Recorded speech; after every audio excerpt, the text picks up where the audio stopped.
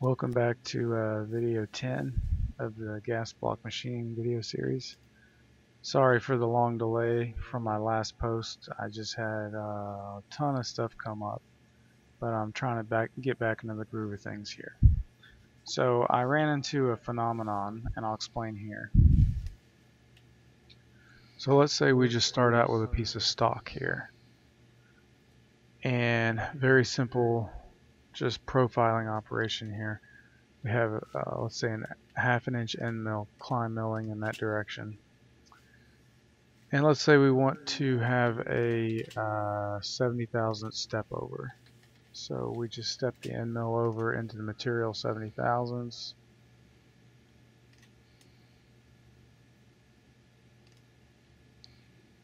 Right there. Then we can actually visualize the radial engagement, which would be exactly the same as our step over. In this case, of 14% radial engagement. But let's say we were going to interpolate a bore, 7.75 inch bore there. So let's bring our material back, and we go ahead and pre-drill a hole with a 14 millimeter drill, just like we do. So there's a 14 millimeter hole. Then we want to drop the end mill down and interpolate outwards in spiral motions. So if we program in a 70 thousandth step over, which is from that point to that point, everything sounds great, right? Well, if you actually put the center of the end mill on that step over, you'll quickly realize that the radial engagement is actually much greater than it is if you were to cut just a linear feature. So the way that bore wraps around the end mill causes the radial engagement to climb by, in this case, a factor of 3. So when we reprogram the cut to take an actual radial engagement of 70 thousandths, which is only like a 2% step over, it immediately sounds much better, although we're getting some, while keeping the RPM the same, we're now getting some polar harmonic vibration or chatter. But the chatter notwithstanding, it sounds quite a bit better in general. And it may just be one of those things where it's hard to hear on camera, but in person it sounded a lot smoother.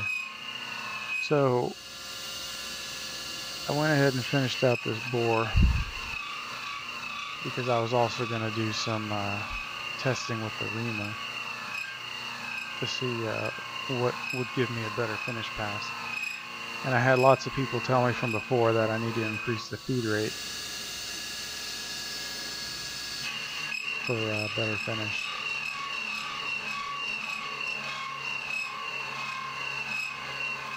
There's also a lot less radial load on the part, so there's less danger of it shifting in the vise. Not that it would be a big deal, you know, once I had everything. So that left too much for the reamer. So I decided to go back and just take a little bit more off, so it leaves a little bit less stock material, and see where that ends up. And that was about where I wanted to be.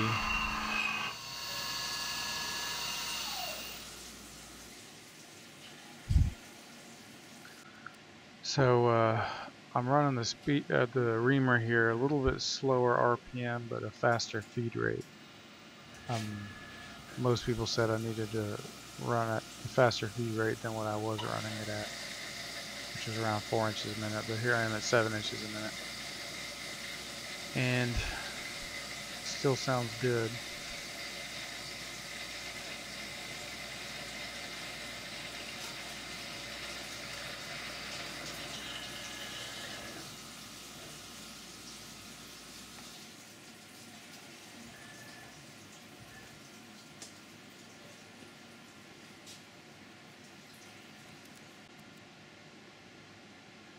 And this definitely left a nicer finish than with the 4 inches per minute feed rate. It's not perfect, but it's very good and better than it was. So I bumped the RPM down a little bit more with the new interpolation parameters, and it sounds much better.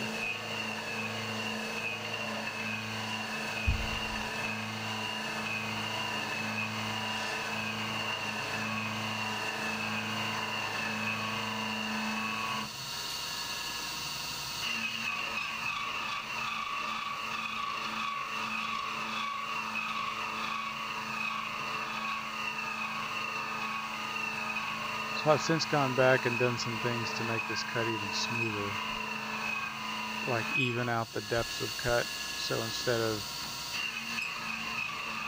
taking 3 800,000 depths, I divided it up a little bit more equitably amongst the Z levels. So now I think I have it programmed to take a depth of 710,000, something like that, and still get me to the correct Z level at the bottom. So that should help a little bit more, make it sound even better. And doing it this way pretty much put me about right on target where I wanted to be. One concern, I was trying to hit 4,000s. I could probably go back and hit it, but one concern is being that I am reaming a rough hole, I run the risk of leaving some unreamed section of bore. I ran the reamer a little bit faster here at 12 inches a minute, and the surface finish definitely suffered. So 7 inches a minute is the way to go.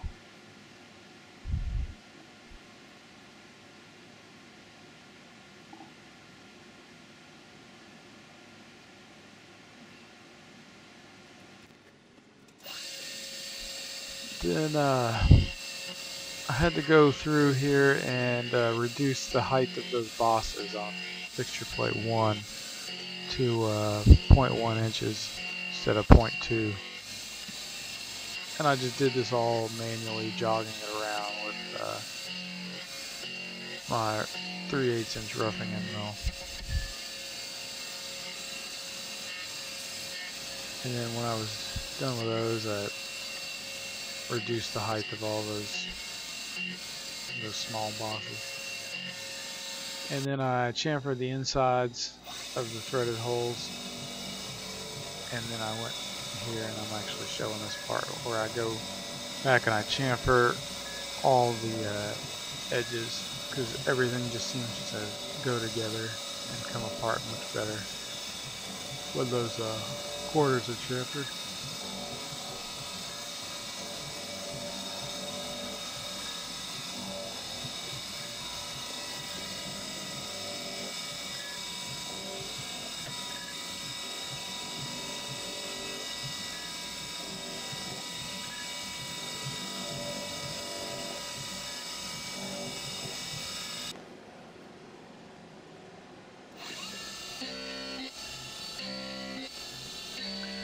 Still using the aggressive parameters here, just taking a 70% step over, clear off that top.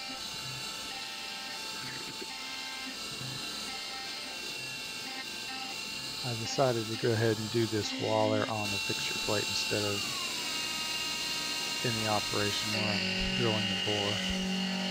So here's what I wanted to test from last time. I mentioned I probably wouldn't do it, but I went ahead and tried it. Just doing a full depth cut, which is 400 thousandths deep with that 3/8 inch end mill, to see if it sounded okay, and it sounds great. This will save me a little bit of time, but more importantly, it'll make that end mill last longer, so it doesn't have to take as many Z level cuts. And then I just come back and finish the floor of that cut.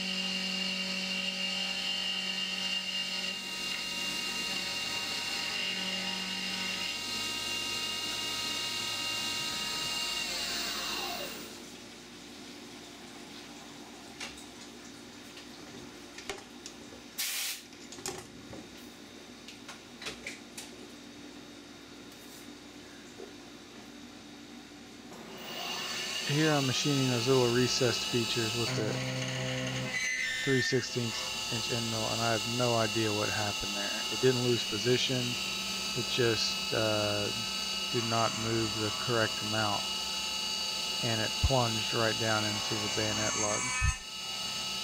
Surprisingly, it didn't do too much damage to the end mill, but I sat there for like a half an hour trying to figure out what happened, and it didn't lose position. I mean, everything was right on. It was just like Mach had a brain fart or something, which really worries me, but that's alright. So using the new parameters, I ended up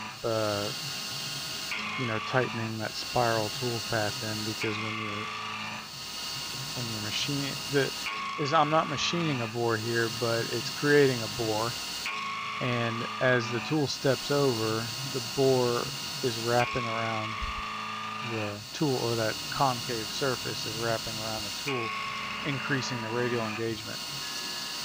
So, and it's actually worse when it's right here where it's first creating the bore, because the bore is of a smaller diameter, and then as the radius increases, it's less of an issue. But I have the worst case scenario at just over 70 thousandths.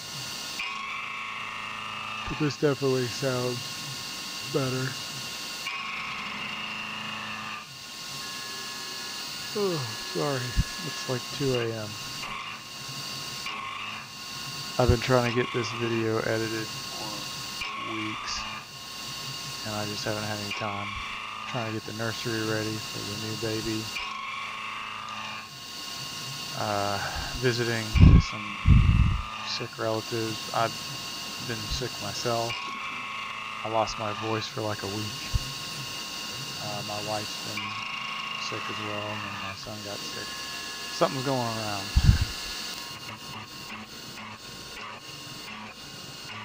But I'm pretty happy about these operations here.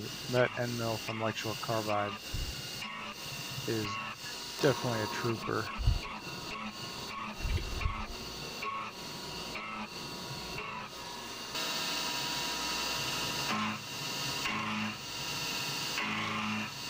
It's going strong after all the chattery things I put it through.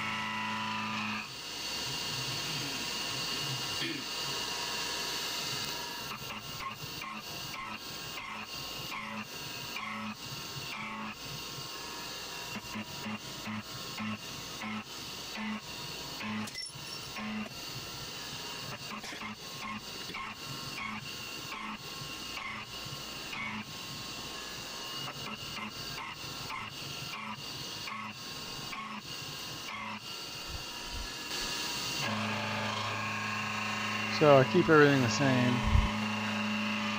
Just doing the profile pass here. The maximum radial, the maximum wood cut is around 1/8 inch or something. But I wasn't too worried about it, just because it's not in that width of the cut for very long, and it doesn't really chatter.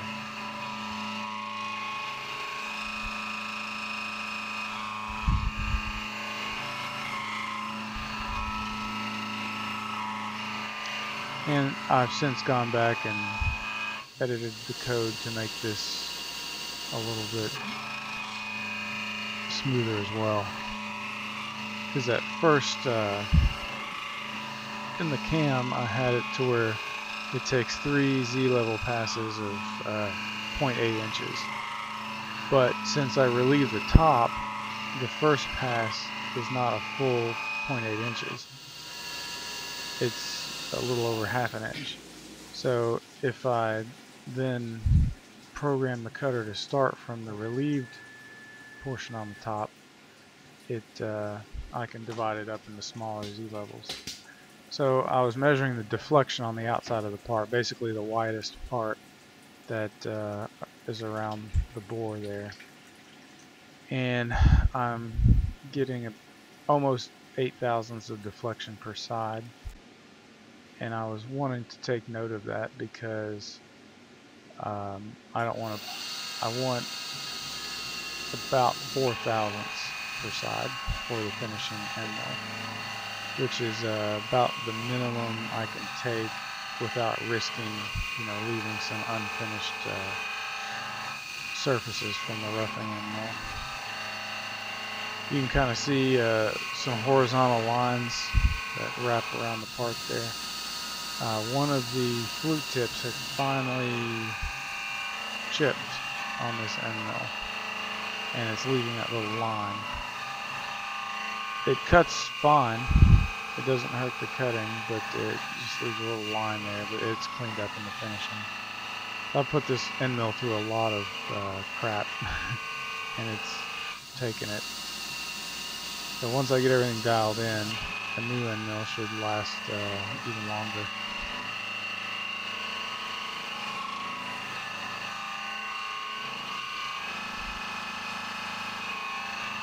This end mill's been great, by the way. I'll put a link to it in my blog post write-up. So taking a spring pass, left about 2 thousandths per side due to deflection. So then I decided I'll do a third spring pass and see what happens.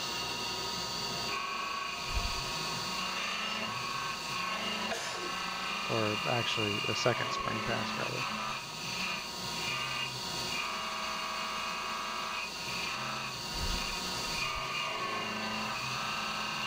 I'm trying to get to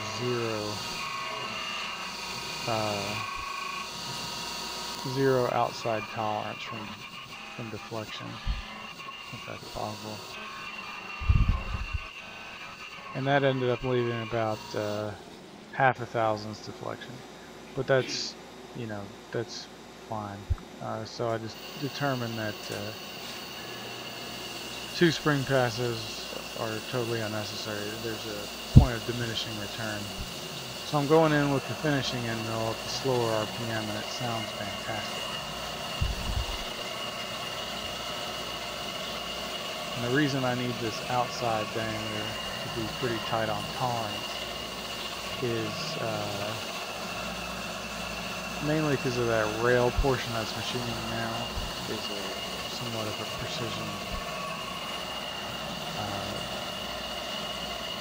dimension. But also I found that if it's slightly oversized due to deflection, when I do the quarter rounding end mill, it leaves a ledge. So I made the corner rounding a little bit more generous, and I've added a spring pass to the roughing operation and also to the finishing operation. And that will get me right where I need it.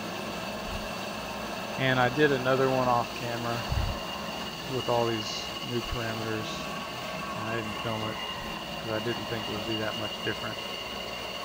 And it wasn't that much different, but everything just sounded better and it looked better and the finish was better. So I think I got this pretty much licked here.